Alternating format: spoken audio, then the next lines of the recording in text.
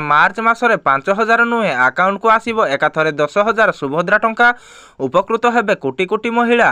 हेले ता पूर्वरु आपनक आकाउंट रे जदि किछि समस्या रहिछि प्रथमे तार समाधान करंतु आ सुभद्रा योजनार लाभ उठांतु एकाथरे 10,000 सुभद्रा टंका पांतु। आकाउंट रे त्रुटि जदि देखिबा एबे सुधा पाखापाखि 1 कोटी महिला सुभद्रा टंकार 5,000 लेखाई पाई सारिछंती।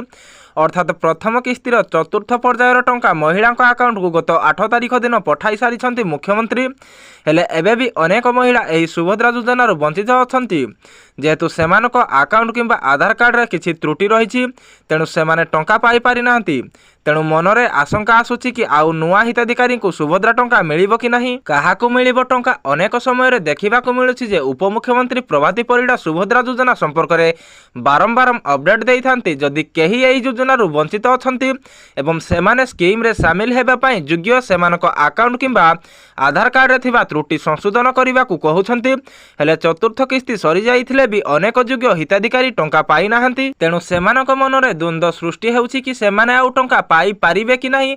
आमे एठी कहि रखिया पई चाहुछु कि जदि आपण योग्य आउ टंका पाई नाहंती ताले आपणकू टंका मिलिबो। ता पूर्वरु आपणकर भूल को संशोधन करंतु आउ आसंता मार्च 8 तारिख रे दिया जिबाकू थिबा द्वितीय किस्तीर लाभ उठांतु।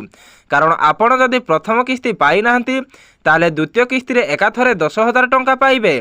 आउ जेउ माने प्रथम किस्ती पाइछंती सेमानकू 5,000 टंका मिलिबो।